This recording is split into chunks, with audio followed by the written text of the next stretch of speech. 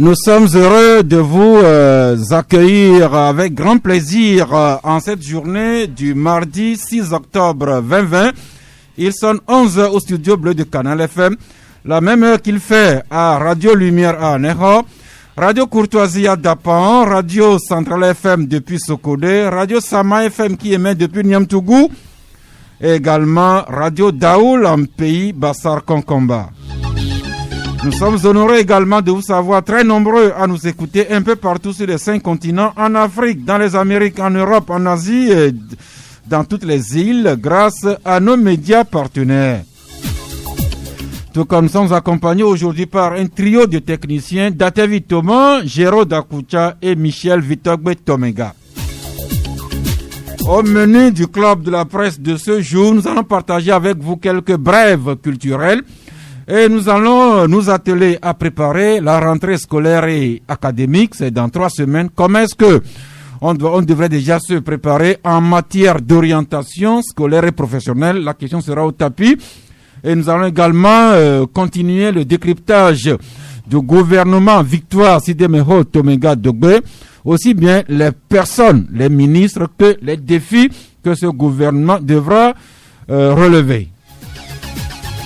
Alors le plateau, nous accueillons aujourd'hui Isidore Sassou à Color. Bonjour. Bonjour Sass, bonjour à tous les auditeurs et fidèles auditeurs qui sont sur Canal FM et bonjour à tous les invités. Également Canal FM, écoutez sur les ondes de tous ces médias partenaires que j'ai cités tantôt. Isidore Color, c'est le directeur de publication du journal Actu Express, également président du PPT, patronat de la presse togolaise. Lui, c'est Nicolas Kofigan Adigblé. Les techniciens ont beau fermer son micro, mais vous allez l'écouter, n'est-ce pas, Nicolas? Oh, bonjour. Bonjour à toutes et à tous. Bonjour, fidèles auditeurs de Canal FM, sans oublier les fidèles lecteurs de l'agence de service de presse Afrique Monde. Je profite même pour leur dire que nous avons une exclusivité actuellement qu'ils peuvent aller lire. C'est l'opposant Soumaïla Sissi qui a été libéré à Tessali, au Mali. Tout de suite. Ça, donc, c'est une bonne nouvelle. Nous avons l'information que nous avons déjà publiée. Heureux vraiment pour ce grand homme politique malien qui a été président de la commission de l'UEMOA et qui a été enlevé, gardé le 25 mars dernier. 6 mois. Sa famille sera vraiment heureuse de le retrouver. Eh bien, nous attendons un 3e confrère, mais il va arriver et en bon togolais, ce sera toujours pour des circonstances indépendant de sa volonté. Vous conviendrez avec moi. Mais nos 2 invités, nos journalistes, sont avec nous. Un vieil ami de ce plateau que nous recevons généralement quand on s'approche de la rentrée, c'est Toy Banla. Bonjour. Bonjour, Sass. Vous voulez vous présenter vous-même à nous? Je suis Banla Toy. Je suis un professionnel de la psychologie, de l'éducation et de la formation et spécialisé aussi en matière de l'orientation scolaire et professionnelle. Je suis ici au nom de l'association, la POSP, l'Association pour la promotion de l'orientation scolaire et professionnelle. Eh bien, qu'est-ce que deux phrases sur l'association là? Alors, l'association est créée en 2019 et intervient dans les établissements scolaires pour pouvoir aider ces élèves à pouvoir faire le choix de leur parcours, le choix de leur formation. Et cette année qui s'annonce, cette nouvelle rentrée académique qui s'annonce, elle s'engage à mettre en place ce que nous appelons les clubs d'orientation scolaire et professionnelle dans certains établissements qui ont déjà donné leur accord. Merci Toy Banla d'être à nos côtés. L'orientation scolaire s'oppose à 2 niveaux. Pour les élèves qui viennent d'avoir le BEPC, quelle filière faire? Mais le plan d'orientation se pose également après l'obtention du bac. À ce sujet, nous avons un second invité, Kanfitine Digbanja Lemane. La fière. Eh bien, voulez vous présenter vous-même? Bonjour Sass, bonjour aux invités, bonjour à tous nos auditeurs. Je suis Kanfitine Digbonjoa de la cellule de communication de l'ESSEC statistique, entendez par là École supérieure des sciences économiques de gestion et de la statistique. Eh bien, donc, orientation. Après le BPC, qu'est-ce qu'il faudra faire? Monsieur Toy Banla et Digbonjoa vont nous en parler, et spécialement pour les titulaires du bac 2 qui seraient tentés de se lancer dans la filière statistique. À ce niveau, monsieur Kanfitine Digbonjoa. Le plateau est complet avec le digne fils de Diolo, qui nous rejoint. Dimas Djikodo, bonjour. Bonjour Sass, bonjour à toutes celles et à tous ceux qui nous suivent de près et de là. Forum de la semaine.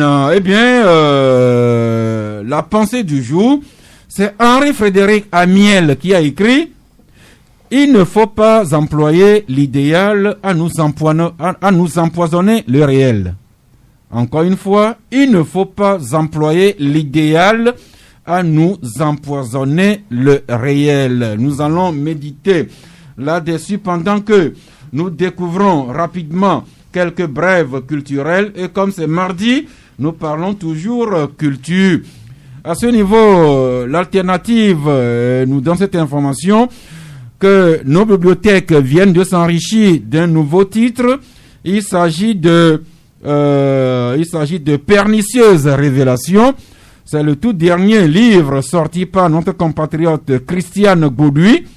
Ce livre a été dédicacé le 3 octobre dernier, édité par les éditions Le Continent, si je ne me trompe.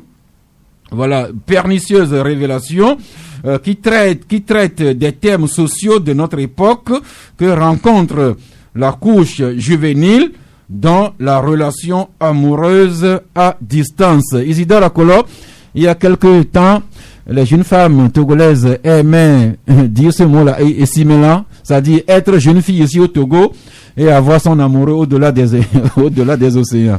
Évidemment, mais beaucoup ont déchanté compte tenu de la situation parce que elles ont toujours été trompées. Et elles ont été souvent. Toujours.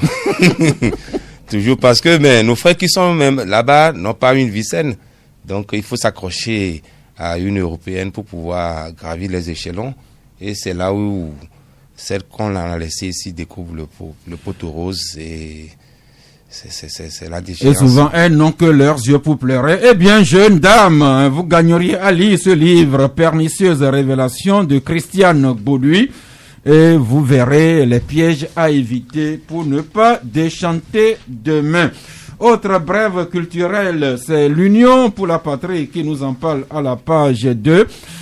Il s'agit d'abord de cette exposition du compatriote Bob Atisso. Bob Atisso qui réalise ses sculptures de sable depuis 2009. Et Bob Atisso dit avoir découvert cette vocation dans le domaine de la sculpture sur sable en s'inspirant d'un feuilleton brésilien que nous avions tous vu. Il s'agissait de Femmes de sable avec Tonio qui faisait ces sculptures. Eh bien voilà un acteur de cinéma qui inspire Bob Atisso, qui réalise des sculptures, ces sculptures qui sont exposées à l'Institut français de Lomé, vraiment impressionnantes de réalisme. On pourra les découvrir depuis le 7 septembre dernier jusqu'au 22 octobre prochain. Mais ça, à ce niveau, nous qui avions fait la région maritime pratiquement dans les lacs, c'est des trucs qu'on faisait bien avant ça. Oui, sauf que vous n'avez pas fait le feuilleton, vous.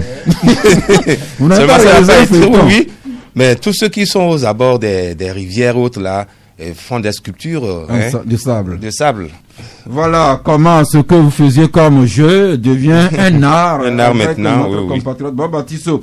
On va terminer avec un autre Togolais qui expose regard sur le Togo. Il s'agit de notre compatriote Didier Ahadji. Nous vous en parlions il y a quelques semaines. Il vient d'organiser à Guingamp, cette ville en France, l'exposition dénommée Regard sur le Togo, qui a connu un boom de visiteurs, plus de 5000 visiteurs pour découvrir ces regards sur le Togo. C'était du 3 juillet jusqu'au 4 octobre dernier. Et avant Guingamp, Didier Ahadji avait ouvert l'exposition Regard sur le Togo dans des villes comme La Havane au Cuba, Hambourg en Allemagne, Milan en Italie, Tokyo au Japon, Paris en France. Et après Guingamp, et jette son dévolu sur la Roche Yagou. Ce sera du 17 octobre au 3 janvier. Et l'ambassadeur du Togo sera aux côtés de notre compatriote Didier Ahadji. C'est un vrai ambassadeur. Dimas. Puisque lui, il exporte la culture togolaise un peu partout et il fait connaître le nom du Togo. S'il faut parler réellement d'un ambassadeur, C'est lui. Ambassadeur itinérant de la culture togolaise. Vraiment, vraiment. Peut-être que le chef de l'État devra prendre un décret pour le consacrer. Ah oui, pour le consacrer non seulement, et le reconnaître en le décorant. Il y a beaucoup qui ont porté très haut le flambeau de la nation, mais qui n'ont jamais été reconnus par la nation. Ils n'ont jamais porté cette décoration, mais moins que ça, d'autres en abordent. Donc, je pense qu'il faut que la nation soit vraiment reconnaissante envers ces fils-là. C'est pour dire que le chef de l'État ne devrait pas seulement décorer des hommes et des femmes politiques, mais des opérateurs économiques, des créateurs culturels, et pourquoi pas des parleurs aussi. Pourquoi pas Suivez des mon journalistes. regard. Pourquoi pas Des parleurs, des commentateurs, Des parleurs. des parleurs comme vous, comme vous, Isidore. Nous ne sommes pas journaleux. Hein. Non, des parleurs de journaux commentateurs. C'est dit Nicolas Kofi Dibli que la culture, c'est également une arme diplomatique pour les grands pays. Oui, au fait, il faut de cette culture, on reconnaît beaucoup de pays. Quand nous prenons le cas du Sénégal, c'est par ces artistes et autres qu'on reconnaît mieux le Sénégal. Donc aujourd'hui, notre confrère est en train de le faire. Je pense que c'est de bonnes choses, c'est de bonne guerre d'ailleurs. Et aujourd'hui, il faut vraiment que le ministère de la Culture, si on a au Togo. Nous avons le ministère. D'accord. Et nous avons un nouveau ministère. Si le ministère de la Culture, Je sais de quoi il parle. puisse vraiment aider ces Togolais-là qui valorisent vraiment le Togo, qui donnent vraiment vie au Togo, qui font que le Togo a une certaine visibilité de l'extérieur. Merci, mais on peut déjà dire que à la présidence de la République, quand vous allez, vous verrez des tableaux des artistes togolais le long des murs. C'est quand même une grande première. Et si le gouvernement peut continuer à en faire. Maintenant, les abords de la colombe de la paix, c'est des Togolais qui ont fait ça. Si vous allez vers l'aéroport, également des créateurs togolais. L'occasion de rendre mémoire à notre Jimmy Hope. Et Feu Paul-Aïe. Ça a également commencé sur la clôture du campus Nord. On commence comme ça petitement et puis ça deviendra de l'art demain. Eh bien, c'est bien. Maintenant, la page orientation scolaire. Toy Banla, rebonjour. Rebonjour, ça. Bien, vous voulez nous rappeler l'association que vous représentez dans ce studio? Merci. Je représente donc l'association pour la promotion de l'orientation scolaire et professionnelle, APOSP. Et ce que vous faites? Disons que ce que nous faisons au niveau de cette association, c'est un apport. Disons, le but même de l'association, c'est de contribuer à l'épanouissement socio-professionnel de toute personne.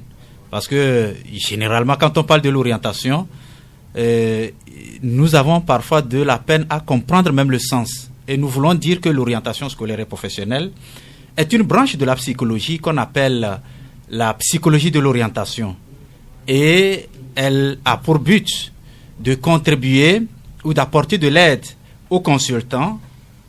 Le consultant, c'est un bénéficiaire des activités de l'orientation, donc de lui apporter de l'aide en vue de son insertion ou de sa réinsertion professionnelle. Donc, l'insertion concerne les élèves ou les apprenants et la réinsertion concerne ceux qui ont déjà eu un parcours, ils veulent se reconvertir ou bien ils veulent aller à la recherche d'un nouvel emploi.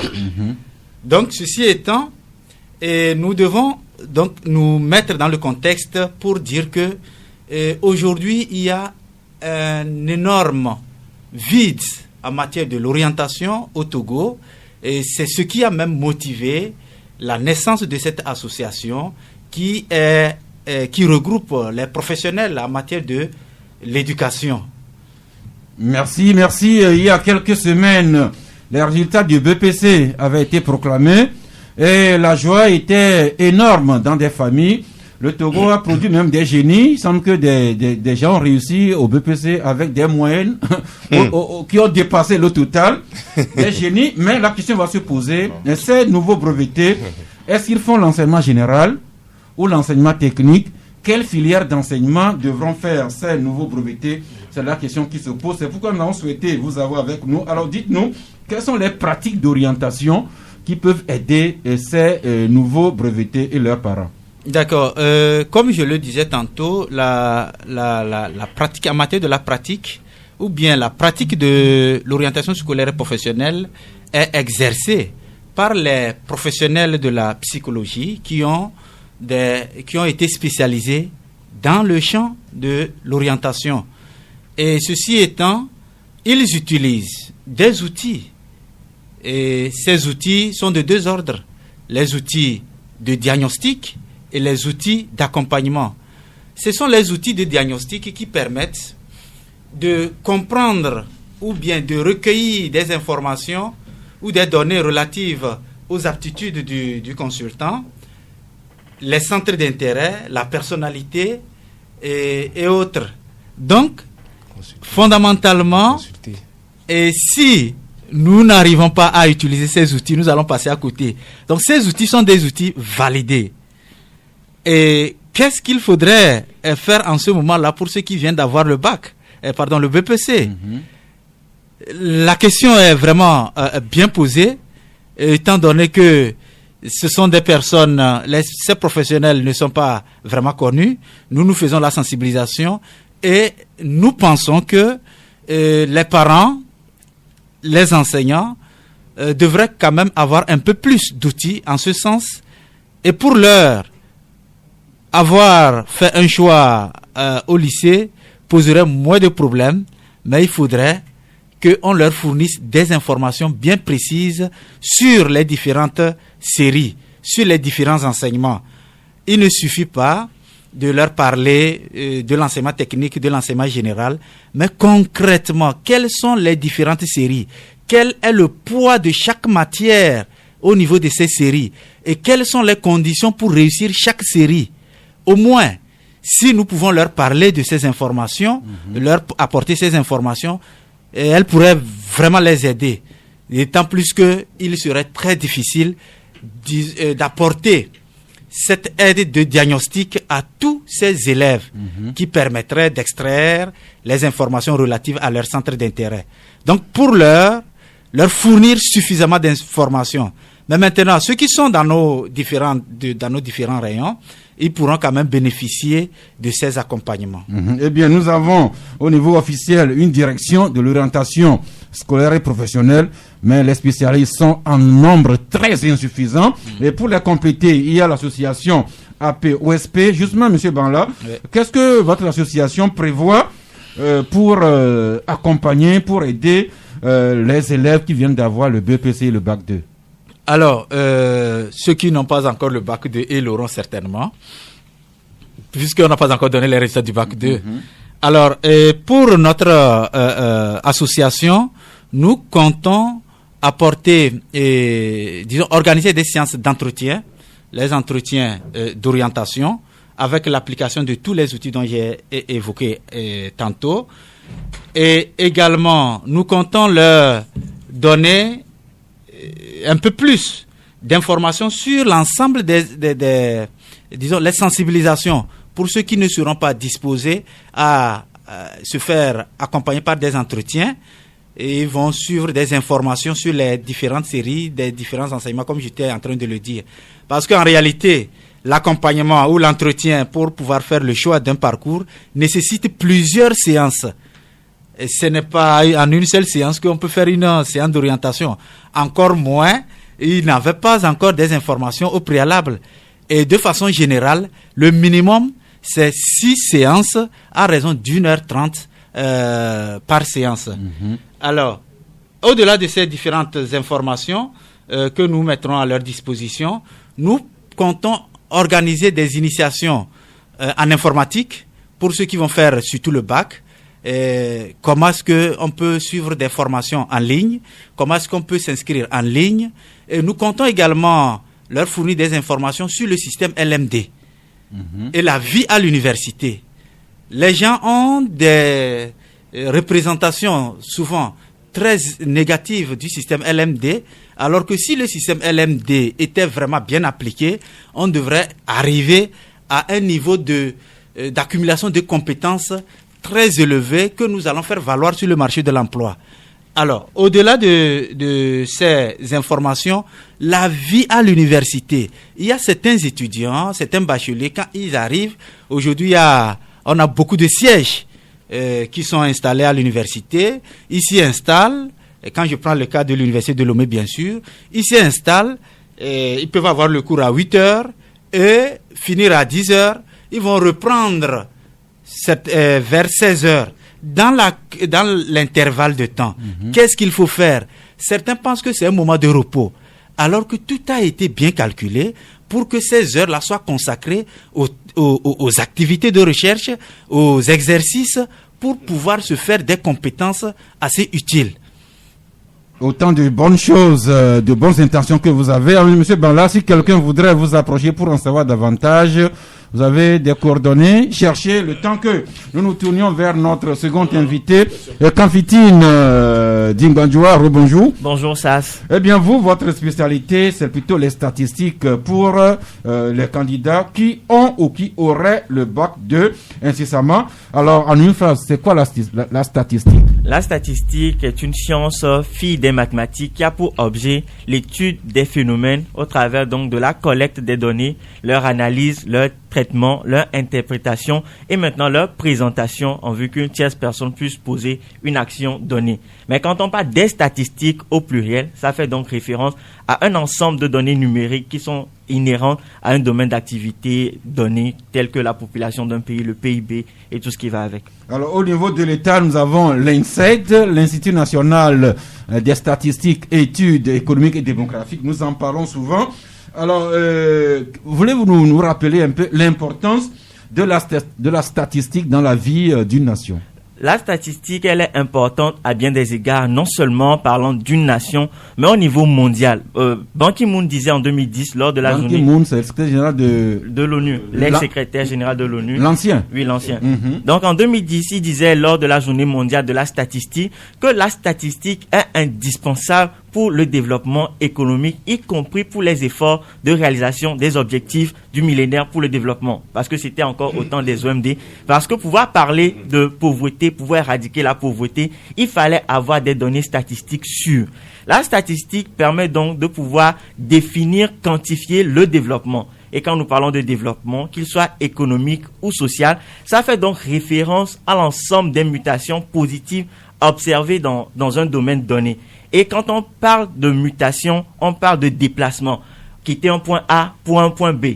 La statistique nous permettrait de pouvoir savoir quel est le point qui a été quitté, quel est le point que nous espérons atteindre et qu'est-ce qui nous reste comme chemin à parcourir. Donc c'est important pour la vie moderne, mais la question que se poseraient et les étudiants, les parents, est-ce que faire une étude de statistique, est-ce que ça débouche sur des emplois sur le marché réel? Effectivement, la vision de l'ESSEC en offrant ces formations en statistique, ce n'est pas de créer des formations pour les créer. Parce que je rappelle que l'ESSEC est la première école au Togo à dispenser cette formation et la troisième de la sous-région. Vous voyez donc que les écoles qui dispensent ces formations se comptent sur le bout des doigts. En Afrique, elles sont 5.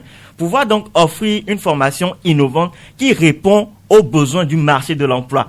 Le Togo s'est inscrit comme plusieurs pays dans une dynamique de développement avec des plans nationaux de développement, même le monde, l'ONU avec les objectifs de développement durable. Nous sommes dans une période de développement où il faudrait que des objectifs clairs puissent être fixés, des indicateurs précis soient fixés et la méthodologie pour pouvoir atteindre cela soit donnée. Donc vous voyez que ces gens-là seront rapidement employables et donc pour leur donner une idée, ils sont recherchés au niveau des banques, assurances, au niveau du service marketing, au niveau même de la santé en tant que biostatisticien.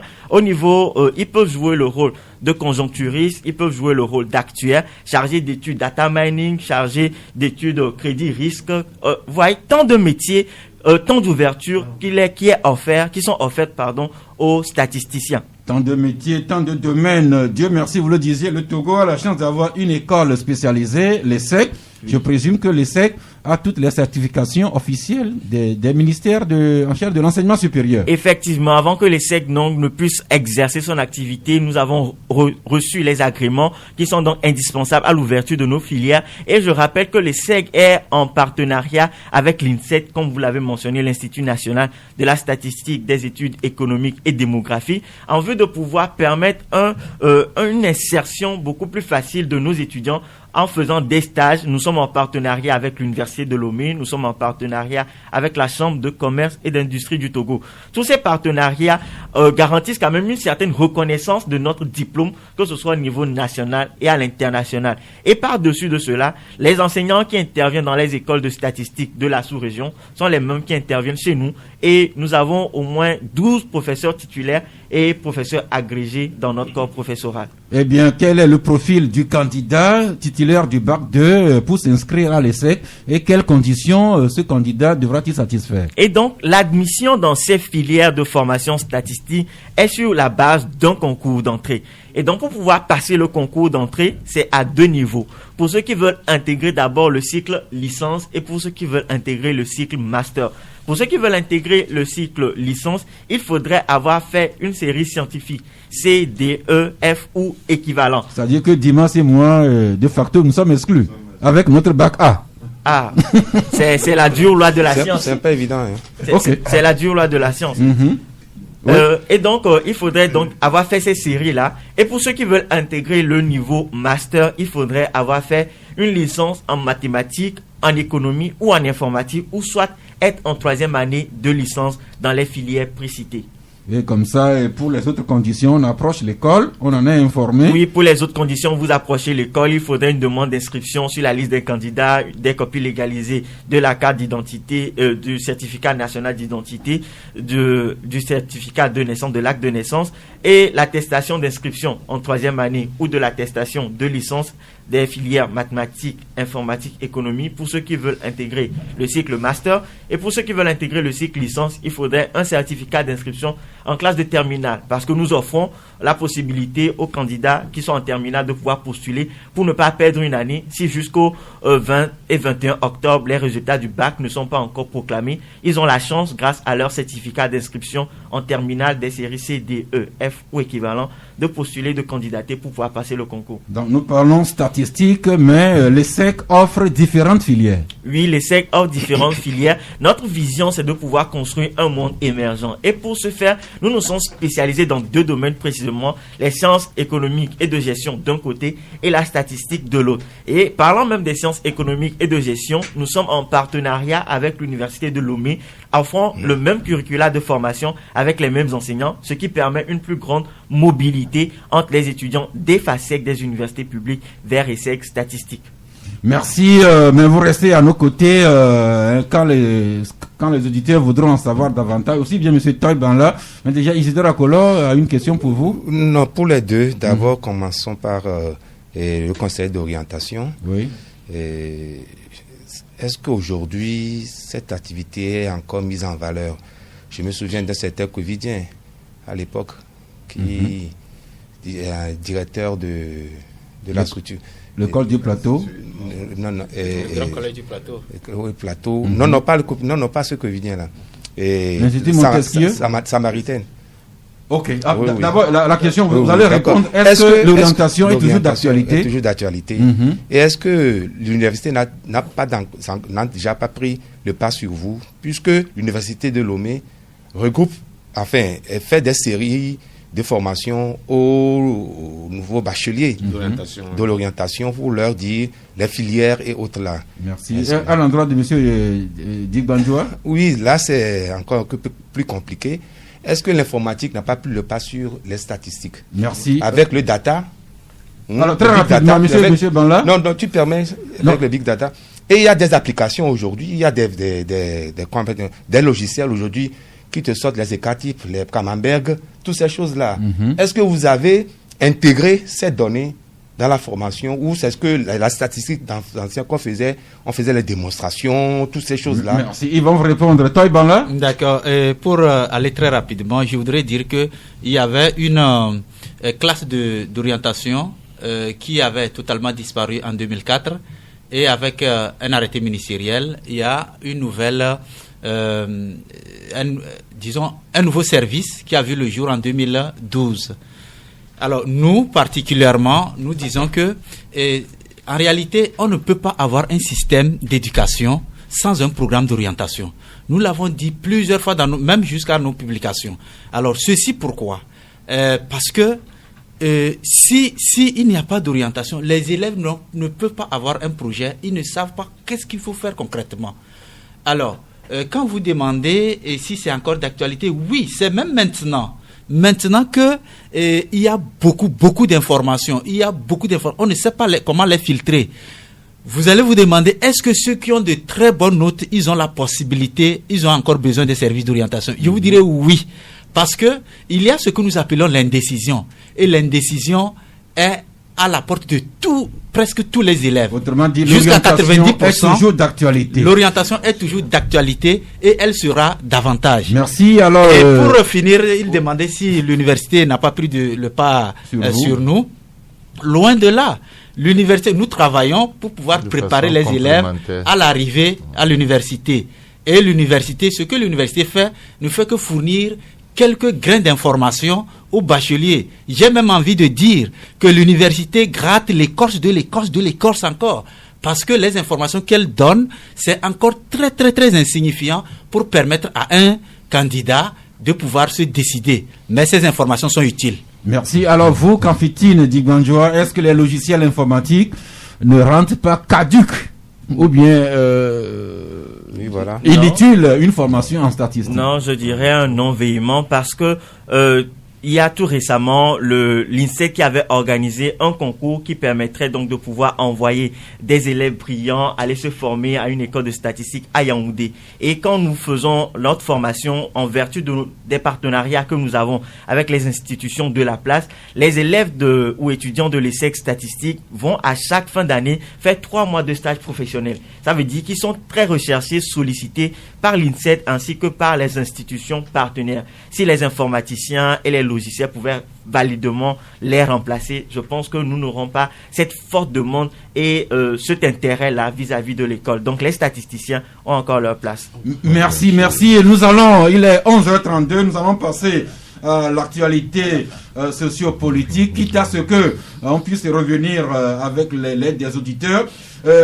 Juste un rapide tour de table pour rappeler les 30 ans du 5 octobre 1990. C'était hier le jour d'incidence.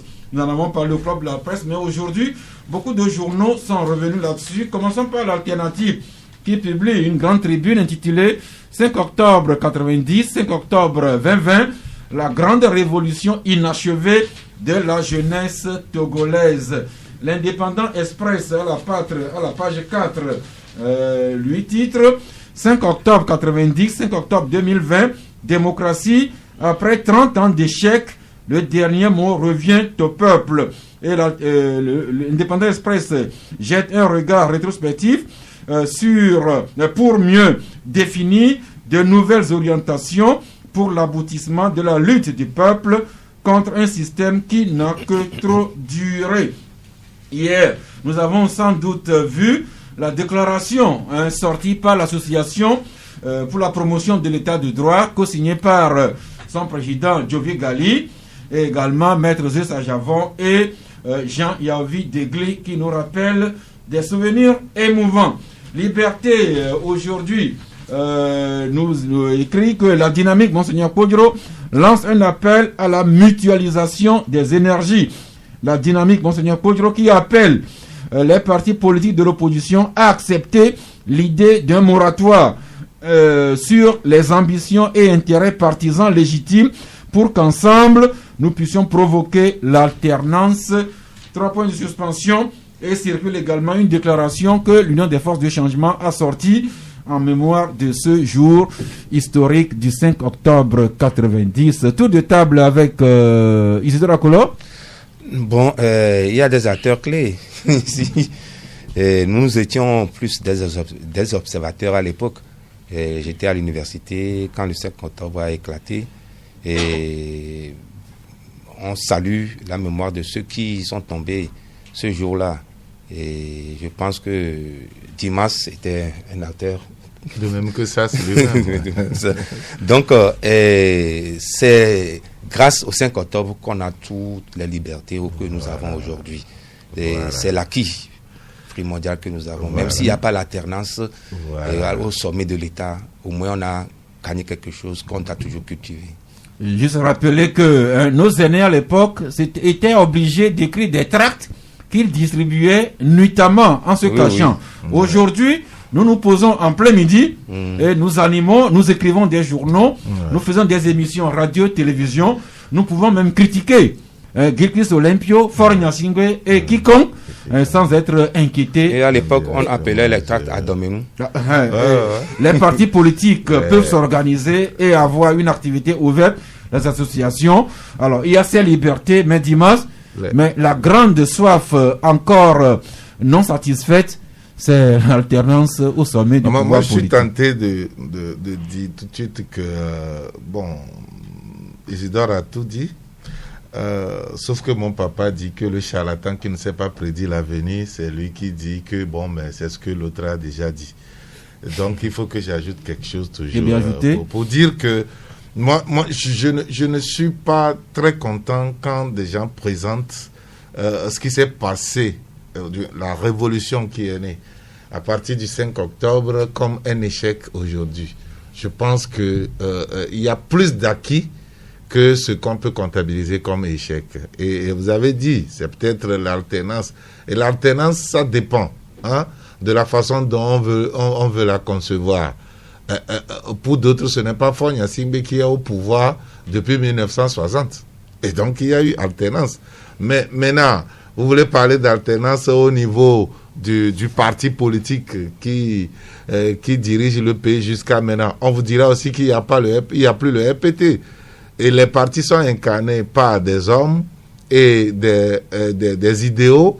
Vous n'allez pas me dire maintenant que c'est les mêmes hommes qui avaient animé le RPT qui animent UNI. Ou du moins, les idéaux qui avaient guidé l'action politique au temps du RPT sont les mêmes idées aujourd'hui. Donc ça veut dire que quelque chose a changé. Bon, maintenant, s'il faut résumer ça au niveau des personnes, alors là, c'est toute autre considération. Et donc, moi, je me dis qu'il y a plus d'acquis que ce que des gens pensent comme des échecs. Nicolas, en 90, nos aînés, vos aînés revendiquaient beaucoup plus de liberté. Toi-même, tu étais là, ne dis pas tes aînés. Et une meilleure gouvernance.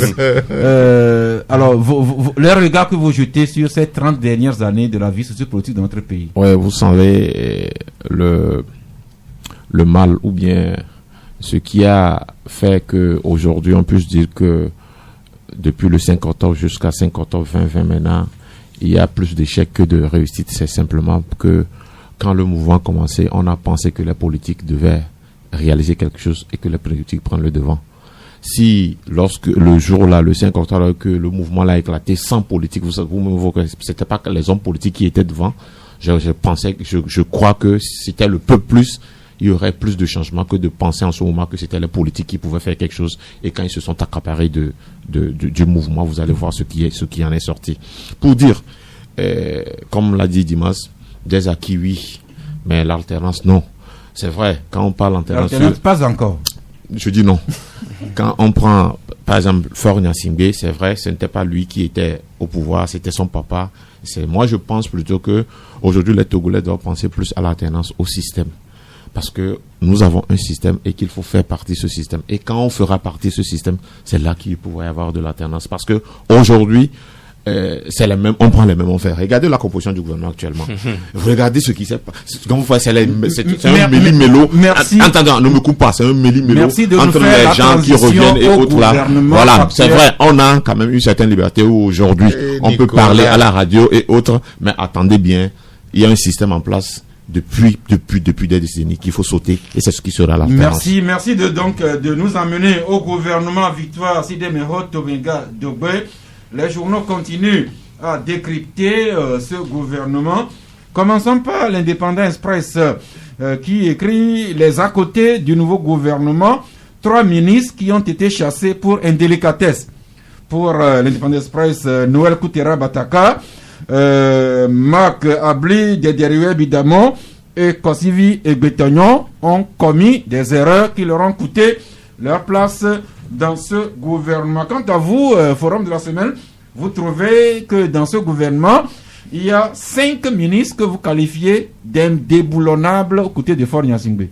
Oui, ils l'ont prouvé par leurs actions, leur fidélité à l'action, du moins à l'action gouvernementale telle que pensée par le chef de l'État. Et donc, c'est difficile de les remplacer. Vous savez, quand on parle de gouvernement, on parle de choix. Formation de gouvernement, c'est des choix. Et quand on parle de choix, ça déplaît toujours à certains et ça plaît à d'autres. Et il faut s'imposer par le travail. Et les 5 ministres dont nous parlions ici se sont imposés à quelques exceptions près par leur travail, à l'exception de celui qui est plutôt promis ministre d'État. Et là, je pense qu'on lui a plutôt donné une chance de se rattraper parce que au niveau de la gestion des communes, au niveau des affaires de la chefferie traditionnelle, il a échoué sur toute la ligne. Et donc, je pense qu'on lui a plutôt donné la chance de se rattraper et il doit le démontrer sur le terrain. Sinon, nous sommes là, nous scrutons leur pas de gauche à droite. En ce qui concerne les autres, si nous parlons du ministre Damham Yark, si nous parlons du ministre Gilbert Bahara, je pense que c'est des ministres qui vraiment sont dont la reconduction a été pratiquement prédit par tout le monde. Ça n'a étonné personne. Cela devait être ainsi.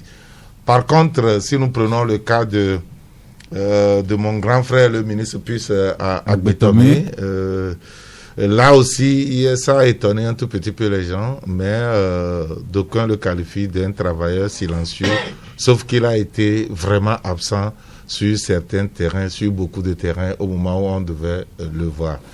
Eh bien, donc les 5 ministres que vous qualifiez d'indéboulonnables, dans l'ordre, sur votre image, Gilbert Bahara, Padoa Boukwesi, Damham Yark, Robert Doucet et Puce Agbetomé, même si pour l'alternative,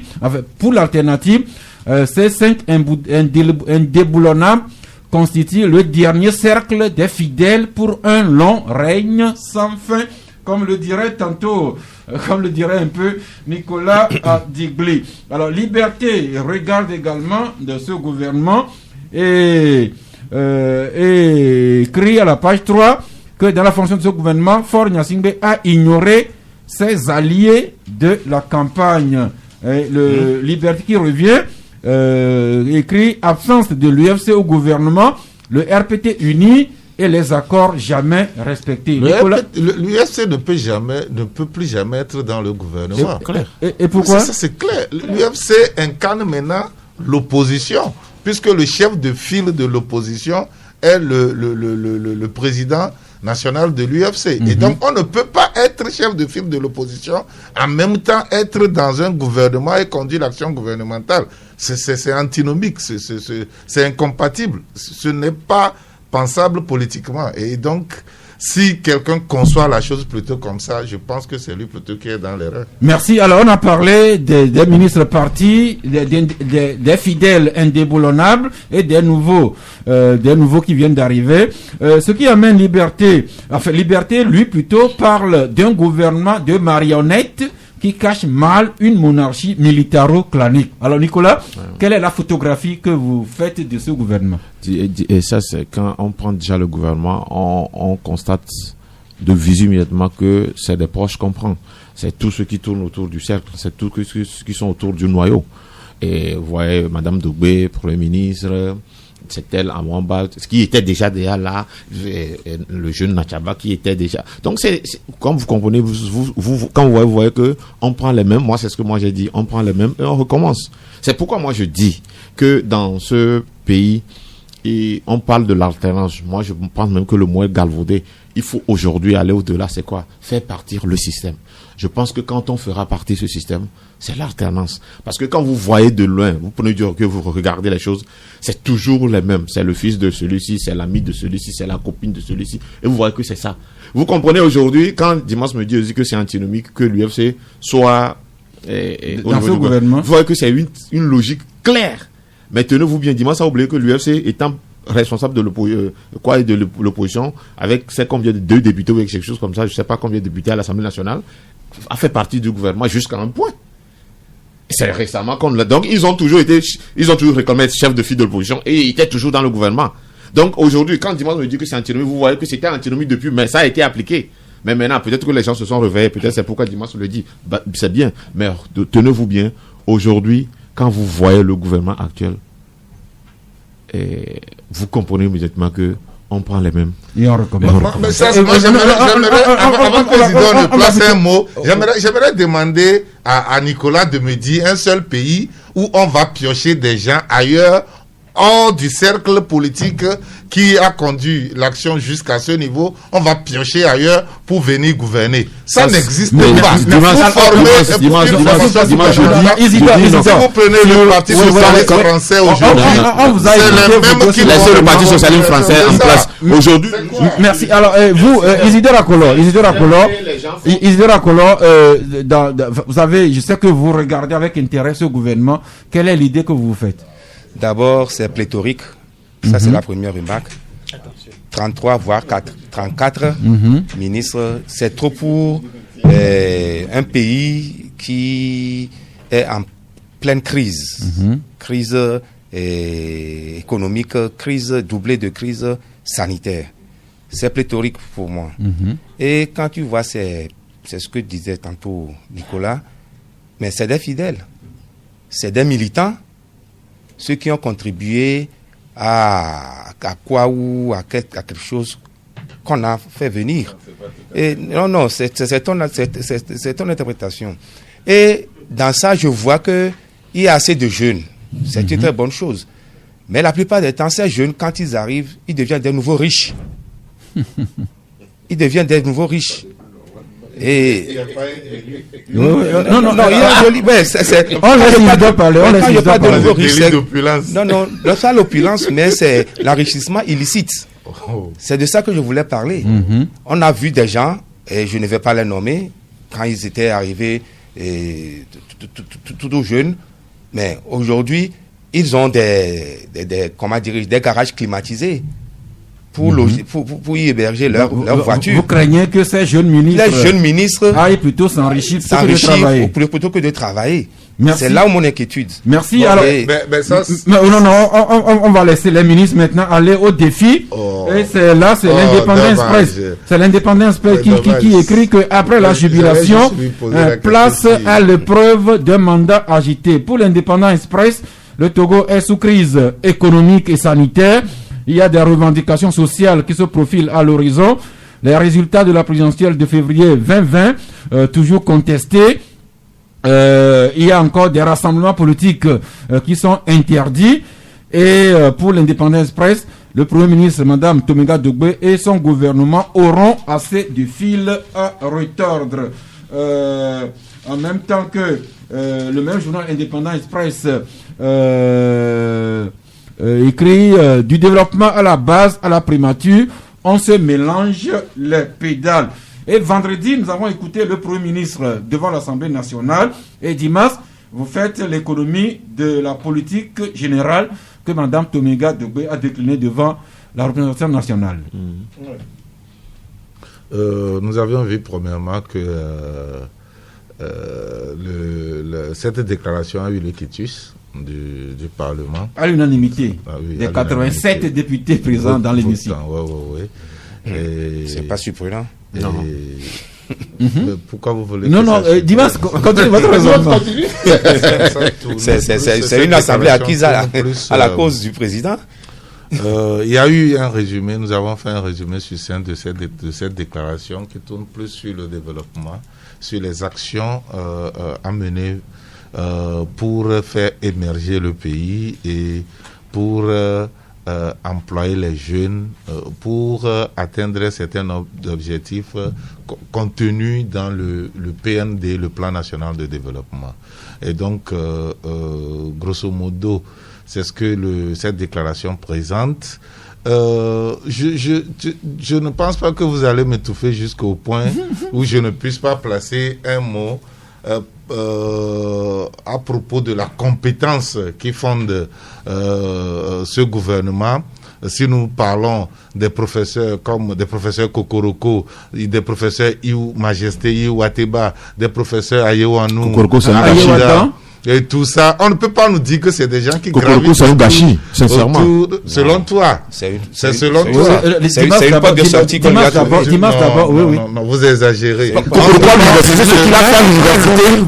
ce qu'il a fait à l'université jusqu'aujourd'hui, sincèrement, c'est épatant. Et tu penses qu'aujourd'hui, non, vous savez. Mais attends d'abord pour le juger sur l'acte.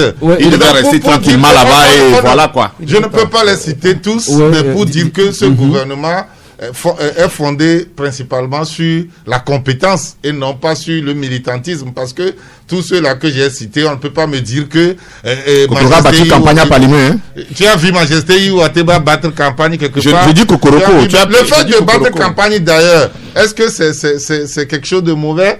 Est-ce que ça empêche à ce qu'on soit nommé dans un gouvernement si on a la compétence? Moi, je dis. Donc, c'est pour dire que, bon, chacun est libre d'apprécier la chose, mais la réalité aussi est là. Merci. C'est à l'œuvre qu'on connaît l'artisan. Moi, je dis que c'est un gâchis, là. Il devait être tranquillement à l'université et amener C'est toi qui l'as nommé à l'université. Non, celui qui l'a nommé à l'université, c'est lui qui l'a nommé dans le gouvernement aussi. Eh bien, revenons à la politique dont Mme Tounga Dobé a décliné les grands axes. Ce que reprend l'Union pour la patrie, le PND qui va être révisé, le renforcement de l'inclusion et l'harmonisation et l'harmonie sociale et je reprends plutôt le PND révisé comme socle de l'action gouvernementale, renforcer l'inclusion et l'harmonie sociale et consolider la paix, dynamiser la création d'emplois et moderniser le Togo, également renforcer ses infrastructures. Et le médium qui appelle le gouvernement au travail, mais Liberté il voit plutôt Liberté qui écrit plutôt primature et discours de politique générale, victoire démagogue, je lis, victoire démagogue de B aligne les promesses de Gascon. Alors Nicolas, est-ce que vous avez parcouru la déclaration de Madame la Première ministre? Oui, au fait, quand vous prenez, vous lisez cela, vous savez, le parentier est plein de bonnes intentions. C'est ce que je peux dire. C'est quand vous voyez aujourd'hui, vous lisez, vous allez dire que mais dans quel Togo on sera d'ici 5 ans? Mais quand vous vivez au Togo, vous devenez immédiatement triste parce que ça a été toujours ces programmes de développement les plus alléchants et qui n'ont jamais... On verra ce que madame... Non, pas on verra. C'est parce que c'est sur l'ancienne Contis, la nouvelle. C'est toujours les mêmes personnes. Je vous assure que en 2015, Ford nous a amené à Agou pour la première paix. La première paix là est dans la brousse aujourd'hui. Quand tu dépasses un peu avec ton noix en allant, c'est toujours dans la première paix. Rien n'a été fait. Donc pour ne pas dire comme si c'est nouveau, c'est les mêmes. Je dis on prend les mêmes, on recommence. C'est ce qui va se passer, c'est ce qui se fait. Je dis encore, quand vous lisez le programme, vous allez voir de très belles choses, des choses alléchantes. Mais la réalisation, l'applicabilité, l'application devient toujours problème. Et c'est à ce que nous sommes chaque fois confrontés. C'est tout. Donc les intentions sont bien alignées. Sauf que vous craignez. Je te lance un défi après 5 ans. Je serai peut-être Dieu fera, je serai toujours en train de on va élucider les choses. Non, Dieu fera que nous soyons tous là. On va d'abord écouter Isidore sur la politique générale que la Première ministre a présentée devant l'Assemblée. Il n'y a rien de nouveau. C'est du plat réchauffé. C'est ce que Humbo avait voulu faire. Et même le programme, plutôt le discours de campagne de Fond Nassing, la promesse de campagne, se retrouve dans cette politique générale. Mais seulement, moi j'ai quelques inquiétudes. Lesquelles? Le PND doit être pourvu à 60% par le secteur privé. Mais ce ministère n'existe plus. Je me demande pourquoi on n'a pas un ministère du secteur privé. alors qu'on dit que c'est le secteur privé qui doit financer à hauteur de 60% le PND. Vous avez oublié la dette intérieure. Ça, c'est... Non. Ça, c'est une préoccupation. Et on dit que quand dans le PND, on parlait de faire du Togo le hub de la sous-région. Mais rien n'a été décidé ou dans le plan, on nous parle d'autoroute. Moi, j'avais toujours eu à dire qu'il faut un réseau ferroviaire de Lomé à Saint-Cassé pour desservir les pays de l'Interland. Bon, si au moins ce projet-là, le Togo pouvait le réaliser, mais on va faire du port autonome de Lomé un hub de transbordement. Le gouvernement veut plutôt le dédoublement de la nationale numéro 1. C'est ce que je dis, ça ne dure pas. La route, ça ne dure pas. Il vaut mieux aller vers le réseau ferroviaire. Et parce que nous avons un avantage économique par rapport aux autres ports, le seul port en eau profonde. Et quand vous dépassez Saint-Cassé, le reste c'est de la plaine. Si on mettait un port sec à Saint-Cassé ou à Dapaon, mais le Togo deviendra le hub de la sous-région. J'ai pas vu ça. C'est toutes les remarques que moi j'ai. Oui, Dimas, c'est la politique générale avec les ambitions que la Première ministre veut porter pour notre pays. Oui, vous savez, si vous ne voulez rien voir, vous ne verrez rien. Mais si vous voulez voir quelque chose, vous allez voir quelque chose. Bon, on ne peut pas me dire que tous les programmes conduits par Madame Dogbe à l'époque n'ont rien donné. Comme Nicolas ne voyait toujours rien. Rien. Non, en tout cas, je n'ai pas dit ça. Non, je n'ai pas dit ça. Je n'ai pas dit ça. Bon, d'accord. S'il vous plaît. Non, ne traversons pas les... Non, s'il vous plaît. Non, s'il vous plaît. Respectons ceux qui nous écoutent. Parlons l'un après l'autre. Nicolas, si vous n'êtes pas d'accord... Nicolas, si vous n'êtes pas d'accord, laissez Dimas terminer, vous allez répondre. Oui, Dimas. Je les ai amenés à revenir sur leur position pour dire que non, je pense qu'il y a un ministère là-dessus. Je pense que le ministère d'Acha, c'est y compris le. C'est lui qui va venir maintenant. Sur les trains là, vous voyez quand on pousse là avec la fumée là, c'est ce qui va se passer. Attends. Il y a une société qui a besoin des transports et puis des produits minéraux. Voilà, et il utilise le réseau ferroviaire qui est à sa disposition. C'est différent. Je pense que c'est au niveau de Togo Rail. C'est différent de ce qu'on peut concevoir. Alors, du secteur privé. Non, mais attends, c'est pas moi qui forme le gouvernement. Si le ministère du secteur privé n'existe pas formellement, ça ne veut pas dire qu'il n'y aura pas de département qui va s'occuper de ce secteur. Et donc, le problème ne se pose pas trop. Mais moi je pense que l'inclusion sociale, la mise en avant du PND et la volonté de l'État de faire participer tous les citoyens en évitant l'exclusion de qui que ce soit, de quelque bord que ce soit, c'est quelque chose de fondamental que ce programme a décliné. Je ne peux pas faire cette déclaration de politique générale ici à la place de Madame Tomenga. Mais par contre, une déception que les auditeurs relèvent depuis hier, c'est que Madame Tomenga, la Première ministre, n'a pas rendu public ses biens avant son entrée en fonction, pour signifier que c'est véritablement une ère nouvelle qui commence avec la gouvernance de Fort Gnassingbé. Et de lutter contre la... Je pense que c'était une course contre la montre ce qui s'est passé. Et ce n'est pas trop tard pour que les acteurs politiques soient rappelés à leur responsabilité. Ce sera une première au Togo. Je pense que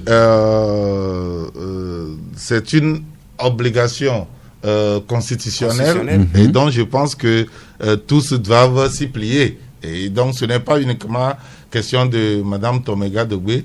tous ceux qui sont appelés à mener l'action gouvernementale d'une manière ou d'une autre sont appelés à déclarer leurs biens. Et ils doivent le faire. Et ce serait un signe vraiment qu'on veut aller à une bonne gouvernance, à une meilleure gouvernance. Tout ce que la Constitution exige, nous devons l'exiger de nos dirigeants. Évidemment. Ça, ce n'est que du bon sens. Merci. J'ai bien aimé ça. Tout ce que la Constitution prévoit, nous sommes en droit de l'exiger de nos dirigeants, en commençant par le grand sommet. Parce que c'est la seule loi que le peuple s'est donnée. Le peuple dans sa souveraineté et le peuple dans sa majorité s'est donné cette loi. Et nous avons l'obligation, qui conçoit, de respecter cette loi. Et c'est pour ça que certains l'appellent la loi fondamentale. C'est de cette loi que dérivent toutes les autres lois. Donc la déclaration par les dirigeants de leurs biens avant l'entrée en fonction est une obligation constitutionnelle qui s'impose à tous, à commencer par ceux qui ont la charge justement de faire respecter la Constitution. Eh bien, le temps passe vite, il est déjà 12 heures. Nous allons marquer un petit arrêt, le temps de souffler un peu, d'adresser un clin d'œil à nos partenaires. Nous revenons sur la version plus inclusive avec l'entrée en action de nos amis les auditeurs. Eh bien, nous avons beaucoup parlé aujourd'hui d'orientation scolaire et professionnelle pour les titulaires du BPC, du Bac 2, avec beaucoup de lumière sur la filière statistique. Et puis, on a rappelé le 5 octobre 90.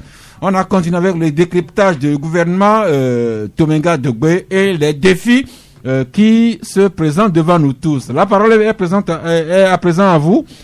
Le premier auditeur, bonjour. Bonjour, Sac. Oui, c'est monsieur. Je vous salue tous les invités. Oui, c'est monsieur. C'est Karim de Pichefet à Kossi dans mon notre ami Taximan. Ouais. Ok, parlez-nous. Vous savez, le premier jour que l'homme classé était Premier ministre là. Moi, je t'ai dit que tout le problème de Hao, au moins, on doit trouver la moitié. La route qui amène de Hao jusqu'à dans mon village, je disais que la suite devait le faire pour nous. Au moins, je devais trouver eau potable dans mon village, à boire au moins. Que la soit après 5 ans, la route était comme ça. Je n'ai même pas trouvé de l'eau potable dans mon village. Alors que le jour que le Premier ministre était là, nous on était très fiers. Il était arrivé à National, il nous a dit que tous les routes de notre terre seront faites. Mais il n'a pas pu le faire. Maintenant, je voulais parler de coronavirus. Ok. Donc, si il y a le coronavirus, on ne peut pas faire le sport. Le dimanche, on était parti au sport à la plage. Les policiers étaient là. Ils nous ont fouettés, ils nous ont cherchés au niveau de la plage. Après, on demandait, même s'il y a le virus, donc on n'a même pas le droit de courir à la plage aussi. Et vous voyez ce que les policiers étaient fait le dimanche sur la plage. Oui, Karim, je me rappelle, le gouvernement a pris un décret pour interdire le sport de groupe et toute activité de groupe à la plage. Ce décret n'est pas encore levé, s'il vous plaît, Karim. Okay. Nous parlons de démocratie, état de droit. Le gouvernement n'a pas encore levé ce décret qui interdisait les sports de groupe à la plage ou ailleurs. La preuve, la Fédération togolaise de football n'a pas encore relancé le championnat. Ok, maintenant, Classo a fait jusqu'à notre ministre est parti avocat. Classo est déjà parti. Il est déjà parti. Ok. Il a fait jusqu'à notre Karim, un bon compatriote de Haro, vous saurez retrouver le Premier ministre Classo pour lui exprimer vos griefs. Merci beaucoup. L'auditeur suivant. Ok, en entendant le suivant, je rappelle les thèmes débattus aujourd'hui: l'orientation scolaire professionnelle, décryptage du gouvernement Tomenga Dogbe. Et un auditeur qui est en vue, bonjour. Salam alaikum, monsieur Sa. Wa alaikum salam. Depuis Azahoun, notre ami Waris. Effectivement, okay. Je salue tout le plateau. Merci. Je voudrais, tout d'abord, j'ai un commentaire à faire et une question à la suite. Je voudrais intervenir sur les mouvements du 5 octobre 90. Je crois que le 5 octobre 90, nous sommes encore tout petits, on était encore tout petits, mais on n'a pas vécu ce moment. Mais quand même, l'histoire nous a révélé ce qui s'est passé dans le temps. Et je crois que c'est grâce à cette date, nous avons beaucoup de liberté aujourd'hui dans notre pays, en l'occurrence la liberté d'expression et de parole. Au moment où nous parlons, je crois que certains pays n'ont pas l'occasion que nous avons aujourd'hui. Vous êtes journaliste, vous trouvez les informations. Je ne veux pas citer quelques pays ici. Donc, je crois que là, je remercie l'autorité pour ça.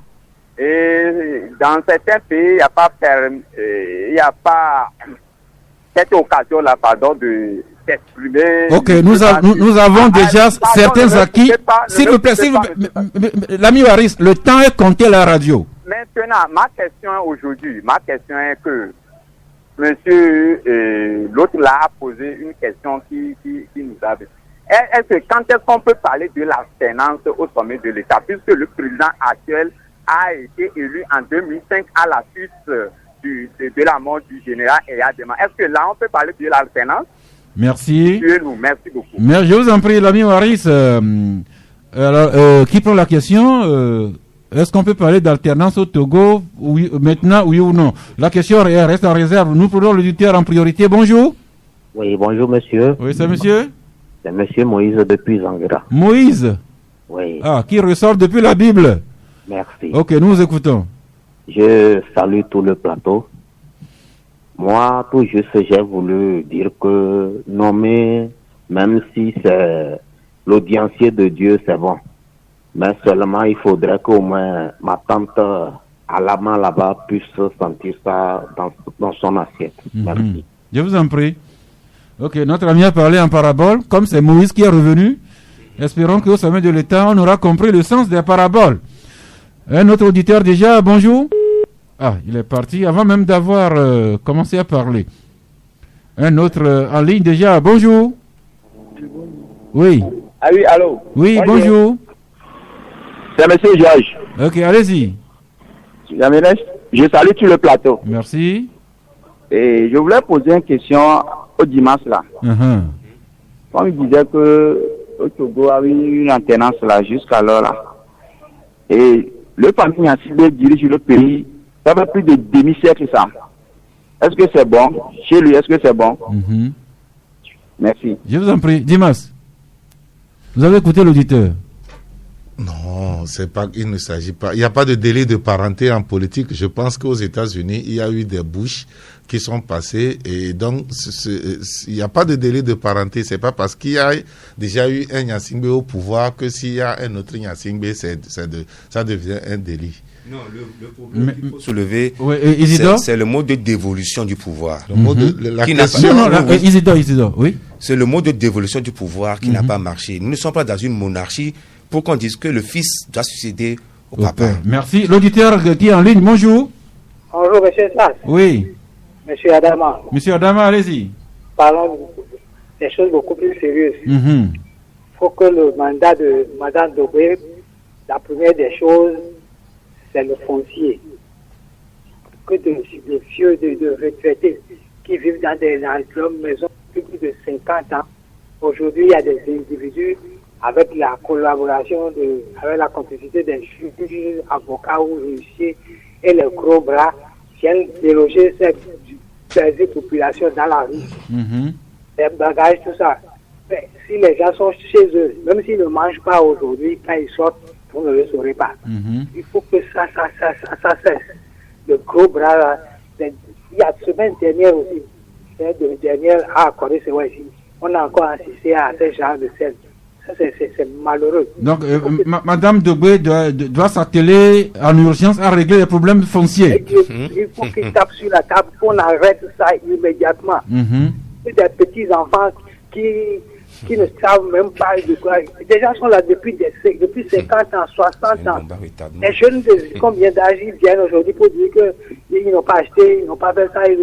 Et avec la complicité de certains juges, ils viennent déloger en plein midi les gens dans la rue. Merci. Le message est passé auprès de la Première ministre. Merci notre ami qui posait un problème vraiment, vraiment poignant. Isidore, vous reconnaîtrez que...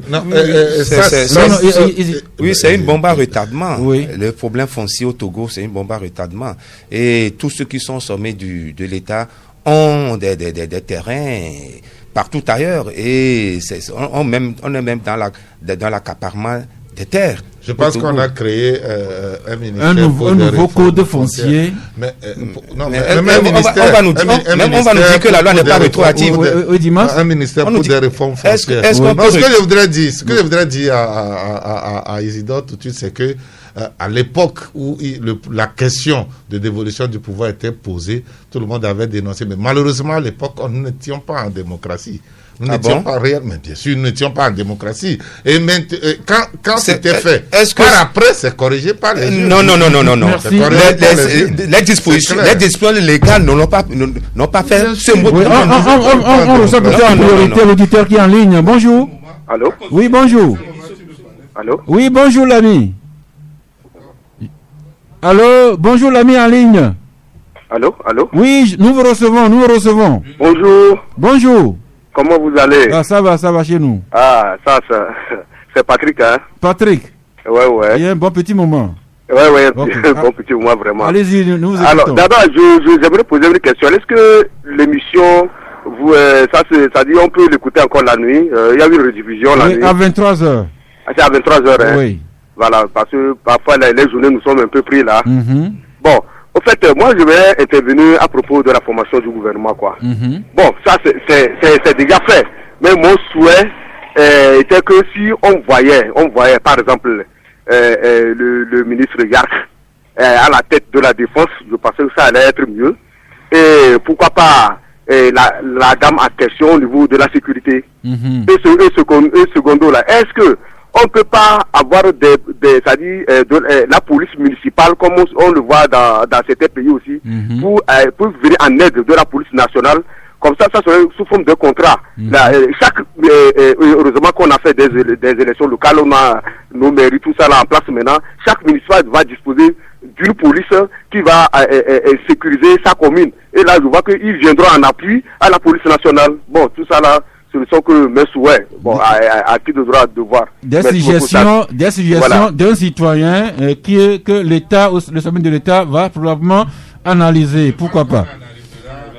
Oui, déjà, l'auditeur suivant, bonjour. Monsieur Sass, bonjour. Papa Sibiti. Bonjour tout le plateau. Bonjour à vous. Monsieur Sass, vous êtes nos enfants et aujourd'hui vous avez fait nos autorités. Que Dieu vous bénisse. Amen. Hier, vous avez parlé de nous, vous m'avez salué, que Dieu vous bénisse. Les Isidore, les tous, je ne connais pas tous les noms. Vous savez, pour la première ministre, attendons de la voir. Elle a fait la base. Aujourd'hui, elle est au sommet. Elle est au sommet. Il faut que le peuple togolais, de quoi avons-nous besoin? De vivre bien. L'amélioration des conditions vitales de l'homme. Bon, elle n'a qu'à s'occuper des fonctionnaires, des journalistes. Est-ce que elle ne peut pas vous donner des pays? Il faut qu'à son départ, on dise qu'elle a été meilleure par rapport à tel premier ministre. Vous voyez, les fonctionnaires, les retraités, surtout nous là, nous allons partir bientôt. Oui, vous, les retraités, surtout vous, Papa Sibiti. Mais oui, nous achetons au même endroit que les fonctionnaires, nos jeunes. Pourquoi ils vont prendre 50 et 30 000, 20 000 et nous, on va nous laisser. Les 5%, le gouvernement a fait. Vous voyez les ministres comme le ministre des Finances, Sani Aya, nous l'applaudissons parce que ça, avant le 31er, vous n'avez pas votre salaire. Mais ce monsieur-là, quand il est venu, il a défié les autres. Celle que la ministre, premier ministre a prise, Inam, elle va prouver que le président de la République écoute ce que nous disons là. Merci Papa Sibiti. Président de la République, écoutez ce que vous disent les retraités et tous vos compatriotes. Un dernier auditeur. Ok, impératif du temps. Merci beaucoup pour vos interventions. Comme un auditeur le disait tantôt, le Club de la Presse est rediffusé le soir du lundi au jeudi à 23h et le vendredi à 21h. Encore une fois, le Club de la Presse est rediffusé lundi, mardi, mercredi, jeudi à 23h et le numéro du vendredi est rediffusé à 21h. partenaires. Et à l'intérieur, il y a les radios partenaires. Certains nous reprennent en direct, d'autres en léger différé. L'émission passe également sur le net. Sur le net, l'application Canal FM. Nous ambitionnons d'être écoutés depuis un peu partout, jusqu'à Nouvelle-Zélande, en Australie, en Patagonie, en Argentine. Taïbanla et notre ami Kanfitine, aucun auditeur ne s'est intéressé aux questions d'orientation, et pourtant c'est une préoccupation du moment. Le Togolais est fondamentalement politique. Justement, c'est ce que je voulais dire. Oui. Les gens ont beaucoup plus soif de la vie politique que de la vie éducative. C'est le constat. Alors, je ne sais pas si je dois... Oui, c'est votre conclusion. Merci. Alors, à ma conclusion, je dois dire que les activités d'orientation scolaire et professionnelle ne doivent pas être quelque chose d'optionnel, parce que plein d'élèves connaissent des échecs liés au mauvais choix. Et même à l'université, il y a beaucoup d'étudiants qui perdent les années simplement parce qu'ils sont arrivés dans un monde où ils ne savaient même pas qu'est-ce qu'ils devraient faire comme choix. Donc pour cela, l'association est disposée à les accompagner et à leur apprendre à travailler aussi bien à l'université qu'au niveau scolaire. Le contact est le 93 69 42 75. 93 69 42 75. Merci à vous, Taïbanla. Kanfitine Digbanjoa. Merci Sassé, merci aux amis du plateau. Moi, par contre, je suis sûr quand même que les auditeurs jeunes m'ont suivi et ont capté l'essentiel de l'information. Nous voulons juste rappeler, comme vous l'avez dit, que nous sommes en plein déploiement du plan national de développement, mais qui doit être retouché, car de force majeure oblige le coronavirus. Et ce sont des statisticiens qui devront être appelés pour la redéfinition de ces objectifs-là, qui devront être appelés pour la redéfinition des indicateurs. J'aimerais donc dire que c'est une opportunité pour vous, très chers jeunes, que vous soyez bacheliers ou titulaires de licence, en vue de pouvoir intégrer le navire du développement, que ce soit au Togo ou partout ailleurs. Et cette statistique est 6 à Agbalepédo sur la voie pavée Tochi Campus Nord à 100 mètres de l'école primaire publique groupe C et répond donc au contact 22 25 40 40 22 25 40 41 et vous aurez plus d'informations sur le concours aussi qui se déroule à l'intérieur du pays et les dépôts de dossiers. Des informations avisées pour une orientation adéquate et à bon escient. Moi, je pense que les statistiques de nos enfants sont sous-évaluées dans notre pays. Merci. Dimas, votre carton de fin d'émission. Le carton déjà. Oui. J'allais placer un mot concernant les statistiques. Non, le carton. Mais le carton, je donne un carton rouge, rouge vermeil, rougissant, à la procureure de Keve, Madame Donga Nzonu, et au préfet de Lavé, au chef canton de Badja Akucha, au chef Ajatroga,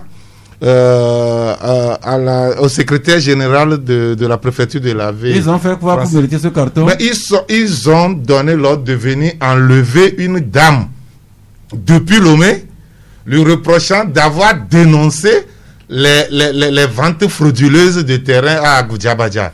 Et donc depuis le 13 septembre, cette dame a été enlevée nuitamment à Lomé, au mépris de tout respect de la compétence territoriale des juridictions. Elle a été enlevée depuis Lomé.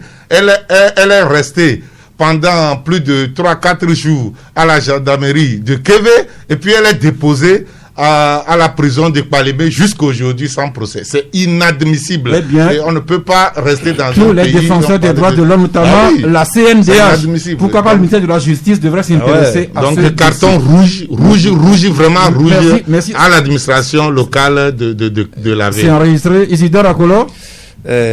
Carton jaune à tous les usagers de la route qui ne savent pas respecter le sens giratoire, le carrefour giratoire.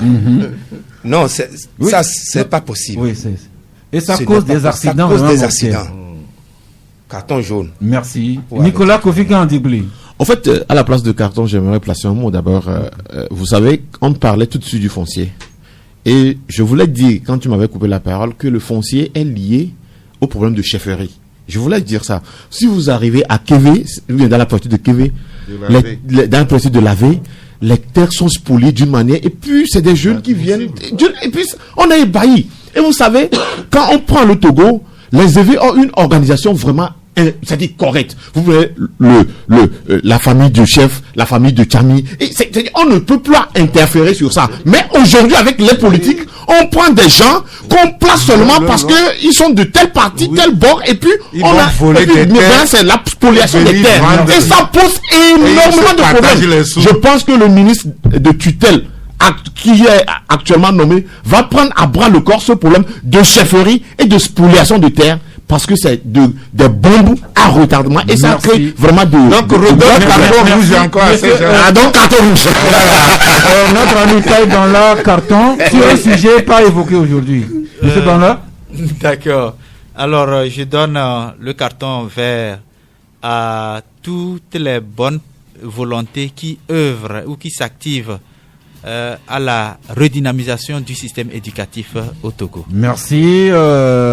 Notre ami Confitine Digbandjoa. Je donnerai carton vert à tous les parents d'élèves, d'étudiants qui ont fait confiance à ESSEC Statistique et à tous ceux-là qui sont donc désireux de pouvoir contribuer à faire et à construire un monde émergent avec nous, à co-construire. Je constate que vous avez fait pour tirer le drap toujours vers vous. Eh bien, c'est fini pour aujourd'hui, mais on se retrouve demain mercredi à 11h si Dieu le veut, Dieu le voudra bien. D'ici là, continuons à célébrer la vie.